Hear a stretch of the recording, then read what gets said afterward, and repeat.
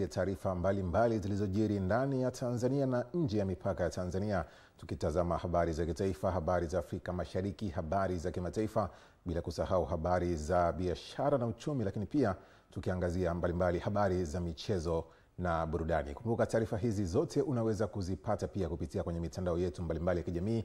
Tupo live kabisa kupitia kwenye ukurasa wetu wa YouTube wa East Africa TV, lakini pia kwenye kurasa za Facebook, Instagram pamoja na ukurasa wetu wa X kwa jina hilo hilo la East Africa TV. Kumbuka unaweza kutoa maoni yako kupitia mitandao ya kijamii tulipo live huko, na nitakuwa nikiendelea kuyaona na kuyasoma moja kwa moja kupitia EATV saa moja. Karibu sana, mimi naitwa Exaudi Mtei.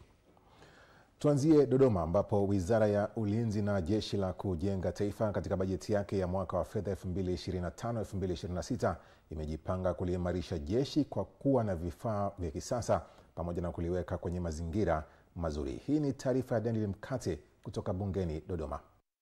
Akisoma makadirio ya mapato na matumizi kwa wizara hiyo kwa mwaka wa fedha 2025-2026, Waziri wa Ulinzi na Jeshi la Kujenga Taifa amesema wameomba kuidhinishiwa na bunge zaidi ya shilingi trilioni 3 na bilioni 645 kwa matumizi ya kawaida na maendeleo.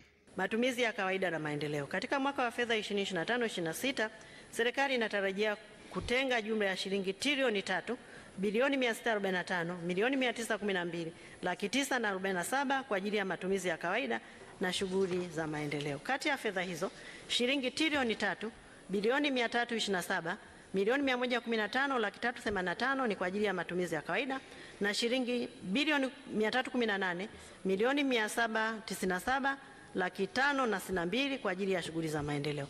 Shughuli zinazokusudiwa kutekelezwa katika mwaka wa fedha 2025-2026 zitazingatia maeneo ya kipaumbele yafuatayo. Kwanza, kuendelea kuliimarisha jeshi kwa zana, vifaa vya kisasa na rasilimali watu, kuendelea kuweka mazingira mazuri ya utendaji kazi ikiwemo ustahili, makazi, mafunzo, matengenezo ya vifaa na huduma bora za afya, kuendelea kuimarisha miundombinu katika kambi, vikosi na shughuli za jeshi, kuendelea kuimarisha uwezo wa Jeshi la Kujenga Taifa. Kwa upande wake, kamati ya kudumu ya Bunge ya mambo ya nje, ulinzi na usalama imeshauri serikali kutoa pesa za maendeleo kwa wizara hiyo, huku mchangiaji pekee wa bajeti hiyo, naibu waziri wa ardhi, nyumba na maendeleo ya makazi, akitoa ushauri kwa wananchi kutokuchezea maeneo ya jeshi. Kutokana na uchambuzi kama nilivyoeleza, kamati inayo mitazamo na maoni yanayojenga msingi wa ushauri utakaotolewa. Naomba kubainisha mitazamo na maoni haya kama ifuatayo. Moja, utoaji wa fedha za miradi ya maendeleo katika wizara hii kwa mtiririko uliopangwa ni jambo linalopaswa kuendelea kupewa kipaumbele wakati wote ili kuendana na malengo yaliyokusudiwa wakati bunge linaidhinisha fedha kwa ajili hiyo. Nitoe tu ushauri kwa wananchi katika maeneo haya. Kimsingi huwa ni maeneo hatarishi kwa sababu matumizi yale ya kijeshi huwa yanabaki yanaacha baadhi ya masalia ya vyombo ambavyo vilitumika huko kama mabomu na nini.